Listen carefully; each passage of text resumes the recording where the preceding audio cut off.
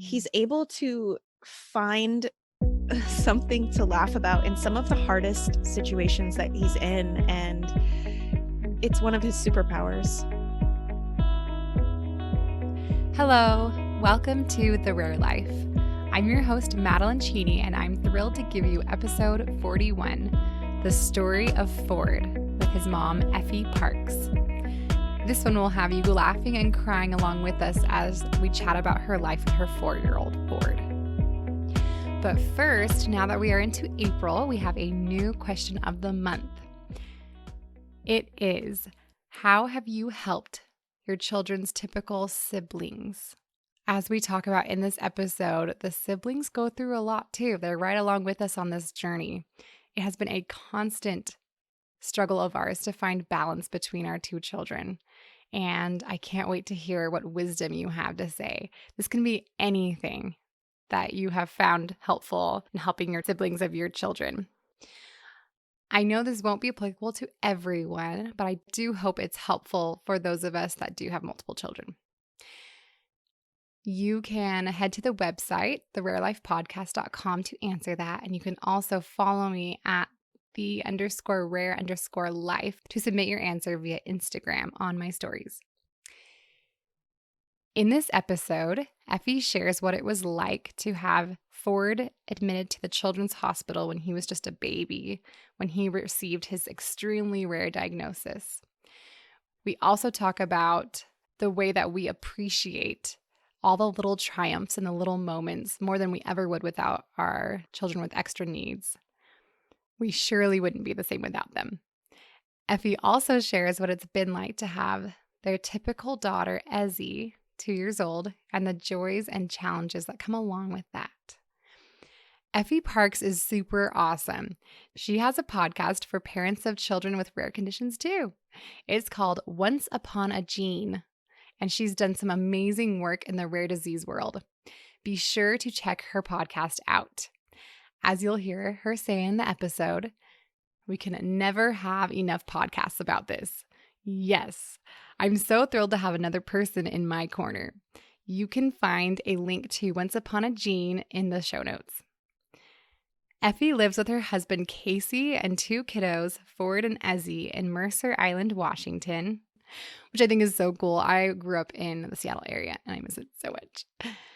Effie is a lover of food and of being outside. Let's jump in. Effie, welcome to the show. Hi, Madeline. Thank you so much for inviting me here. I'm so excited to chat with you and get to know you a little better. Yeah, I'm super excited too.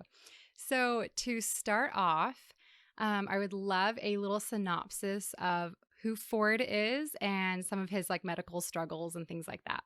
Sure. My son Ford, he's 4 years old. He was born with a rare genetic condition called CTNNB1 syndrome. He was 1 in 30 when he was diagnosed. There's about Wow. 200 now. It's a neurological disease that affects all aspects of his development right now. So that's kind of where we're going with that. Okay. And he's in a wheelchair or walker type contraption, right? Yep. So Ford's mobility is impacted pretty severely compared to a lot of the other kids. He currently can't sit up on his own, Oh, wow. crawl, walk, and has a lot of dystonia in his limbs and hypotonia Okay. in his trunk, which I think your audience will know both of those Yeah. terms. Yep. And yes, he uses a wheelchair for his independence and his mobility, and he's getting really good in it. A little too much of a daredevil, Awesome. but really good. That's awesome. So what you say he's a daredevil. What makes him happy, I guess? Oh my gosh. If anyone's ever been around Ford or even heard my podcast, Ford's laugh is just like not of this world. Ford's laughter brings everything back. It makes you savor the moments. It really reminds you to just kind of live in the moment and not to sweat the small stuff. He's able to find something to laugh about in some of the hardest situations that he's in, and Mm. it's one of his superpowers. That's amazing. That's an awesome superpower, especially, when he has to go through a lot more than most people do. That's way cool. Yeah, and you definitely know, right? I mean, these Yeah. kids they're so brave and they're so resilient. We use those words so much, but they're the people these words Yeah. define. Yes. Yes. That is so true. And they're Yeah. amazing. I love that. I would love to hear the story of when you first found out that Ford was formed differently or had physical issues or mental issues. So, right upon bringing Ford home, he was really little. We took him home at like 4 pounds, 9 ounces. He was a little Wow. guy. I couldn't get him to latch on in the hospital. And I couldn't get him to do it at home. Not anything that was, you know, really doing anything. He was so upset. He was crying all the time. It took us a really long time to get milk down him, even in a bottle, and most of it would be on his Mm. chest. By the time we were finished in an hour or so, just over a couple ounces. And I Wow. was going into the lactation specialists twice a week and the pediatrician once a week, every week for almost 4 months, saying, Wow. something's wrong. I know how to feed Ford. I know what I'm doing. I come from 12 brothers and sisters. Like, I've Oh. been around kids my whole life. This is not new to me. And Mhm. Ford's crying. He's not sleeping. He's up at night. He looks like he's in pain. He's literally writhing. Looks like he had a Oh. stomach ache. And our pediatrician and the lactation specialists both blew my husband and I off every single Mm. time and told me, well, I must not be doing it right. And Ford just has colic. And, we're new Mm. parents, and sleep is something that we'll have to get used to not getting. And Mm. I just knew they were wrong. I knew they were wrong. Mhm. And finally, at 4 months, his pediatrician looked at me horrified. I remember the moment well. And she told me that she was worried about Ford and that she had made an appointment to the children's hospital for the next morning. Wow. So that's kind of how everything kind of crashed, landed right in the beginning there. I was Yeah. finally heard, and we were beginning, the saga of finding out what was going on with Ford. Yeah. I think that probably happens a lot where parents get blown off. But I believe so strongly in that maternal and paternal instinct where you know something's wrong. What was it like did it feel validating when she sent you there to have further studies? No, I was so pissed. I was so mad at her. Yeah. I thought she was a horrible doctor. I felt Mm. betrayed. I felt stupid. Like, Mm. how did I not know I could just get a new pediatrician that would listen to me? Yeah. How did I not do something more? What was I waiting for at all? Like, Mhm. I just didn't really know at that time that I could question my doctors and Yeah. the specialists. And I learned that lesson really quick after that. Yeah. And Yeah. um but no, I wouldn't say validated was any there was no positive feelings, Mm. and I nothing stroked my ego there. I was upset. And I was in like this world where everything was moving slowly and it was burning down around me. I mean, when someone tells you something's wrong with your child, it's it's not good. It doesn't feel good, and you never forget it. Yeah. I totally agree with that. And I think the humanness of doctors and therapists and other professionals is something that has been a huge part of our journey too, because it's like you realize, wait, these are humans that are just doing their best and they've been trained and they know a lot, but they are humans doing their best. And, I think our power as parents, like going back to the, maternal and paternal instinct and our love for our children that pushes us to ask more questions and to get second opinions and things. I think that is just so valuable. And to realize that they are human and to feel like you can question them. Yeah, definitely. And that's something that you also learn from too, right? Like, you realize who are the people that are going to fit into your team, right? And it's not because Mhm. that doctor sucks or, they're the worst. You find the fit, right? And you Mhm. can do that. You can move from doctor to doctor, and you can find the people who listen to you and who are interested and who have maybe even been exposed to a child like Ford. Mm. Whereas, my pediatrician didn't see kids like Ford. She Yeah. didn't necessarily have that exposure Yeah. to kids who needed a feeding tube. She was a lovely little pediatrician who was seeing happy, chubby kids. Yeah. Whose problems were colic. Yeah, whose problems were colic, exactly. Mhm. So what was that like once you transferred over to the children's hospital? What happened after that? That was probably, like, the hardest week of my life. We went into this appointment with a neurodevelopment team, and she did an exam on Ford and did some measurements and went to her computer, and she went back over to Ford, and she was like, "Yeah, so he's 4 standard deviations below the norm. He has microcephaly, he has low tone." And Mm. she just started saying all of these things, Oh, and man. she thought I knew them. She thought my pediatrician had told me these things. And I was just in this room in shock hearing this stuff that Mhm. she was saying to me, that she was rattling off. She said, "Yeah, kids with microcephaly have a shortened lifespan and they're Oh my moderately to gosh. severely mentally retarded." And I just remember hearing that.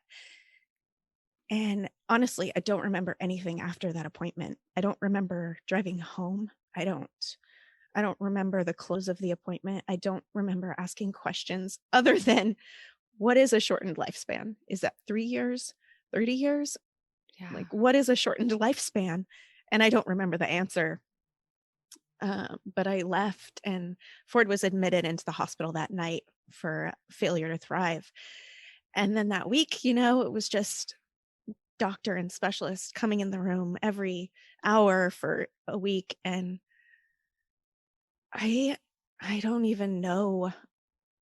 I don't even know if I was aware of anything. I was in a fog. Mm. I was so upset. I was so scared. And, like I said earlier, a part of me felt stupid that I didn't figure this out sooner and that I didn't get Mhm. help sooner or something. And now here he is, 4 months old, getting a feeding tube put in his nose. And I was just, while I knew something was wrong with Ford, I was blindsided. Yeah. Yeah. That is just so relatable, I think, for me and probably for a lot of people listening, just the feeling of some responsibility.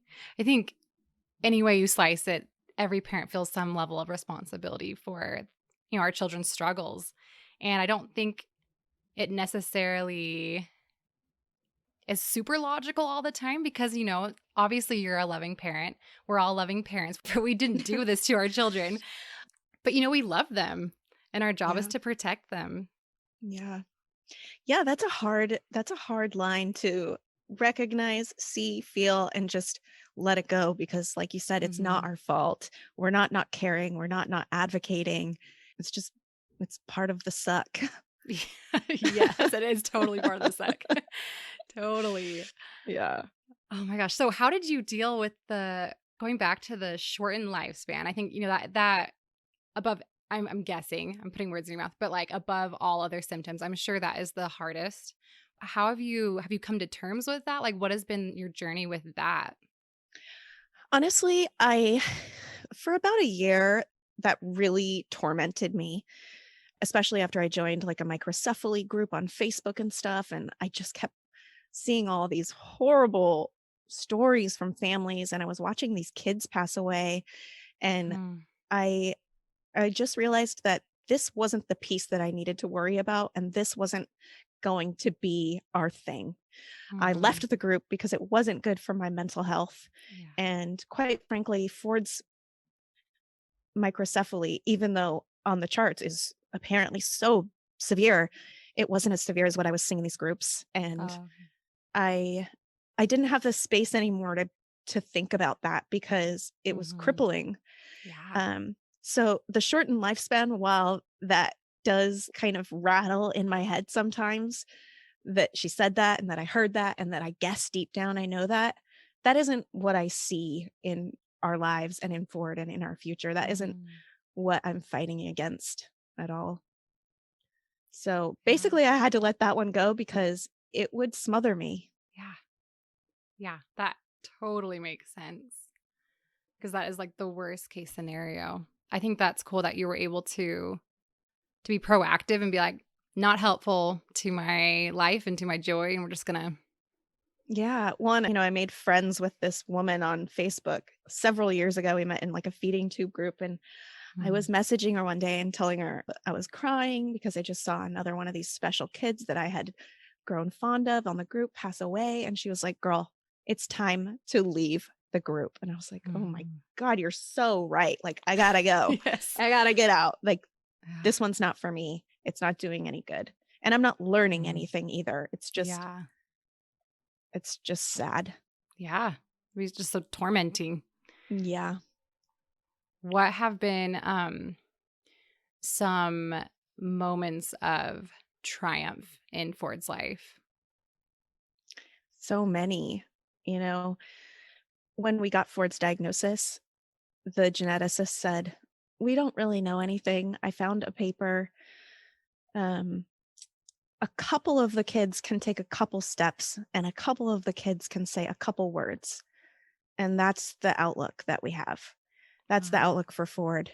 And that was shattered really quickly in not necessarily those ways. Ford doesn't Mhm. talk and he doesn't walk, but he does work so hard. He puts Mhm. every single ounce of energy and, just passion into everything Ford does because he loves seeing himself succeed. He loves seeing himself conquer something, whether it's walking in his gait trainer a little better than he did before, or Mm. when he learned how to say hi.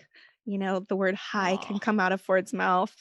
He's so smart. Mm. He understands everything you're saying. And Mm. when he notices that you understand what he's saying and what he wants, that blows his mind.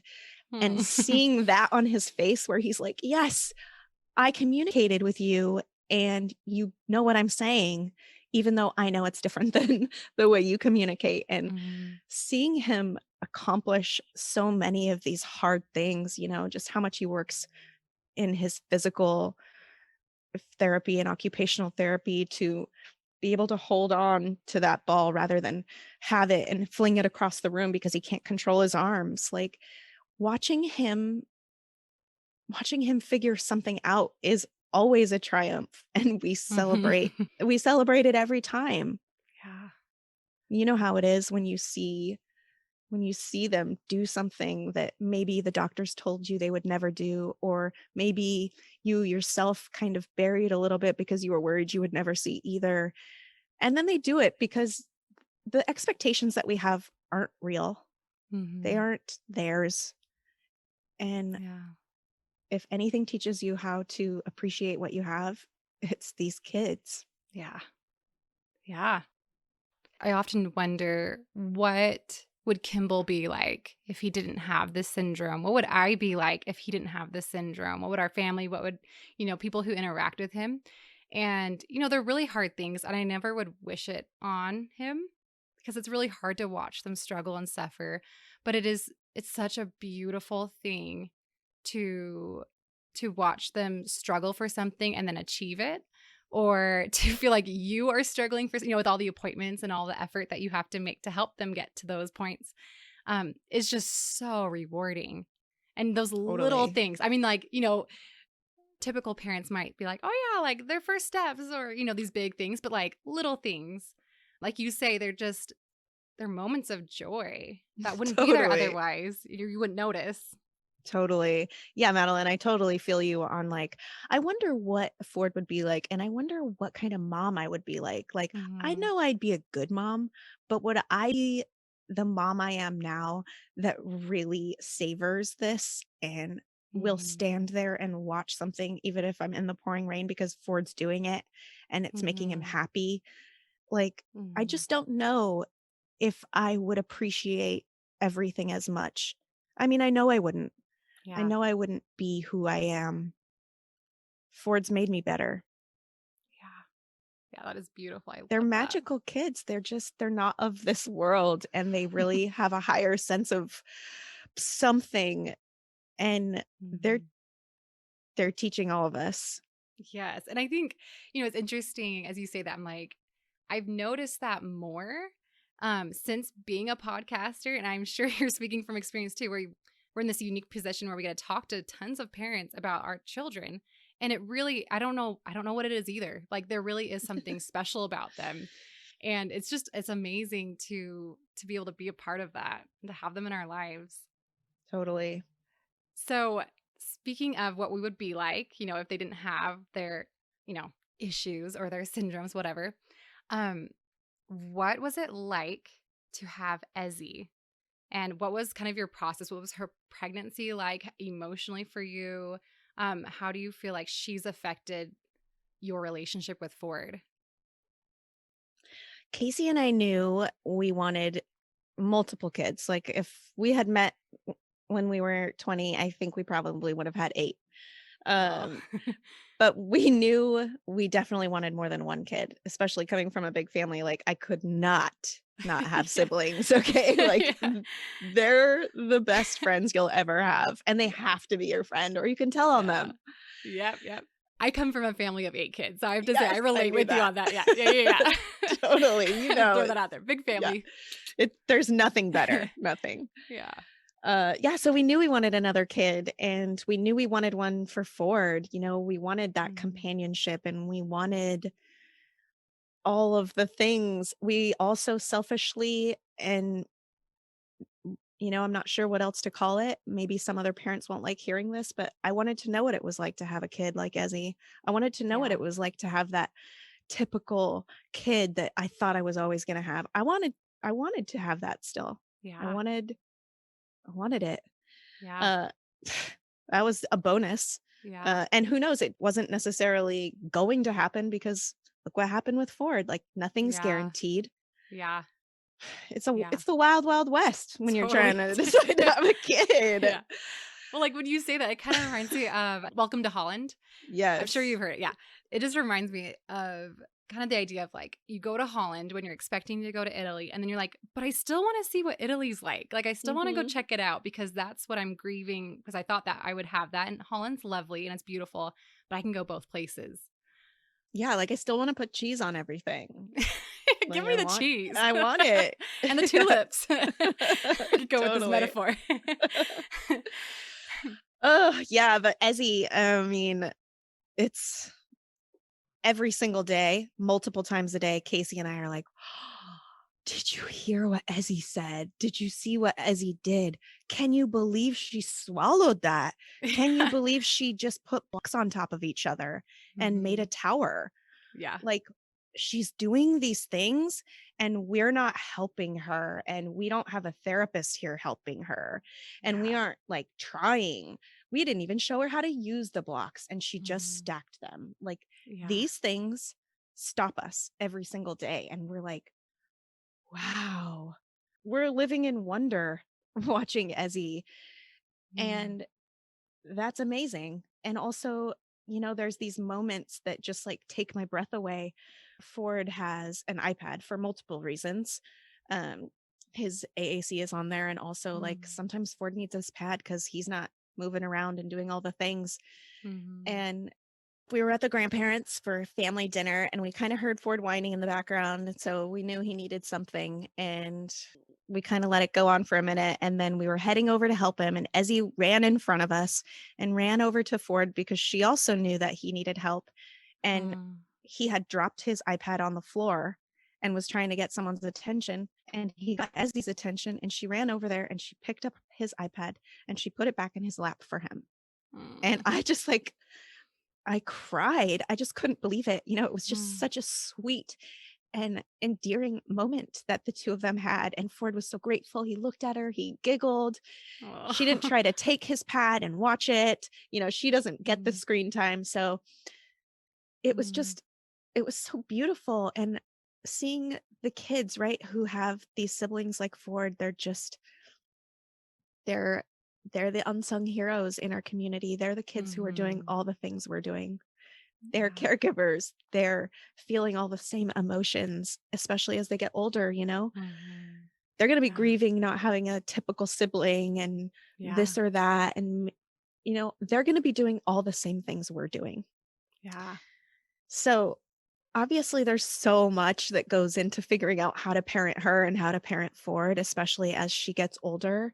Mhm. But watching the tenderness between them right now is is everything. I mean, I'll never forget that Mm, particular moment either, even though it was just yeah. so small. Yeah. I mean, she's 1, and she did that for her brother, and it was so So special. sweet. That's so sweet. Yeah, it's interesting. I hear stories like this and I'm like, because we have the flip where my daughter's 4 and Kimball's 2, so they're switched. And Wendy has struggled with Kimball from day 1. And so we have moments like that where I'm like, "Oh my gosh, she's helping," or she ran and grabbed his cervical collar for us or like whatever. But I hope that as she grows up and as she matures and stuff, I mean, she's 4, that she will kind of grow into that because I don't know. I imagine that when it's flipped like that, like with Ezzy, where she's born with that's her world, that's how it is. I imagine that that is just so sweet to watch. Yeah, yeah, and you're right, it's probably more difficult when the first child is typically developing and then, this comes into their home and everyone's Mhm. stressed out and Yeah, everyone's trying to yes. figure it out and Oh my the gosh, little yeah. baby is getting unending attention, not normal Yeah. baby attention, like, that's Yeah. gotta be that's gotta be a lot for her, for sure. Yeah. Yeah, I think part of it was like the week you talked about, and then I'm sure after that too, when you had diagnoses and stuff for Ford, where like I was so unglued. And so I look back now especially and just I feel for her because her world was falling apart and she didn't really know why she was 2. So like to see us in like the throes of this grief and like this diagnosis and endless therapies all about him. I mean like they are the unsung heroes even if she and other siblings I don't know that are struggling, they're fighting their own battles, like they're Totally. in the trenches with us. They are. They're literally doing all the exact same things we're doing, except they're not driving yet, which will be really convenient when they do Yes. drive. But Yeah. they're doing all of the hard things just like we are. Yeah, I love that. I'm gonna like really think about that. Really love It's that point of view. true. It's Yeah. true, especially when you talk to adults who are siblings and you kind of hear a little bit about their story. Like I hear all of that in them that Mhm. they were right there. And Yeah. yeah, there's so much to it, right? There's so many Yeah. there's so many offshoots to this parenting life with kids like this that you have Yeah. endless chores of Yes. ways to not screw it up. Yes. Well, and, like, I often think too, will Wendy become a therapist? Will she become a doctor? Like, she's sitting here watching us do G-tube changes and, like, all the things. Like, she even will pick up on, when we have, like, Kimball's deaf therapists come over and help us with like language development and stuff. And then later she'll use principles that she was teaching me. I'm like, oh my gosh, you were Yes. listening. And she's like, yeah, acoustic highlighting. And it's just amazing. Like, I mean, like, I'm not going to push her into it, but I love picturing too, like the siblings, being affected by the exposure to the medical world and the therapies and things like that. Like, wouldn't it be cool to see them I don't know, have that become a permanent part of their life, like with their profession. I don't know. I just think that's cool too. To think, Yeah, I would love to find some way to collect all that data on adult siblings and what their professions are now because yeah, I bet that like 90% of them are in some kind of compassionate career path, whether it's being a doctor or a yeah, scientist or a therapist or a musician who plays at retirement homes. yeah, I bet it's astronomical. yeah. Oh my gosh, we should conduct that study. We That would be should. so cool. That'd be We so cool. should. That'd be so awesome. When it's kind of like this unseen world too, until you're thrown into it. It's like, oh yeah, like this world of doctors and of all the medical stuff and front row seat to that. Yeah, could you And so imagine knowing anything? I mean, I didn't even dare to question my doctor, even though I knew something was wrong because I was told that doctors are right and they're smart and you respect them. End of yeah, story. yeah. Like, our kids are going to know. Actually, like they're going to have something to say. Yeah. Oh, yeah, totally. Little baby advocates. Has anything been hard about having Ezzy after Ford? Yes, especially what I'm doing right now. The hard thing for me is she's almost 2, right? She's Mhm. running around. She's busy. She wants to go to the park. She Mm, wants to go on a slide. She's busy. And mhm. Ford loves to go on walks and feel the wind on his face and just enjoy watching the trees. And I can't take them out together right now. She Oh, will wow. not sit in the stroller. Ford wants to keep going. So Mm, I'm kind of like, how do I go out on a walk with my kids? How do I wow. do this without having to have another person there with me? Now I'm home with the two kids and like, I don't know how to go for a walk without Oh, Ezzy wow. having a meltdown because she wants to get out, or Ford having a meltdown because he doesn't want to sit in the stroller while he watches Ezzy play. He wants to go on a Mhm. walk. So this is a part that's like Yeah. really, it sucks right now, and it's hurting my feelings and my kids' feelings because nobody's getting what they want. Yeah. So Yeah. that part is hard, and I haven't figured out how to mom Guyver this situation. I live like downtown too, so I can't just like let her walk next to me because I have to push the stroller with both hands. Ford's Oh, big. wow. Yeah. It's right by the street. So this is my struggle bus I'm on right Yeah. now. Yeah. In the scheme of things, not that bad, but But going it outside's a huge part of all of our mental health. especially So right now with yeah. COVID. Oh my gosh. Yeah, yeah, totally. Oh, man. So I'm trying to figure that part out. Um Mhm. Was your pregnancy with her difficult? Did you feel yourself worrying or like no, both of my pregnancies were perfect and beautiful and amazing, and I got to order 2 cheeseburgers at once, and my hair was thick for the first time ever. Like, I loved being pregnant. I could Oh, do it okay. again.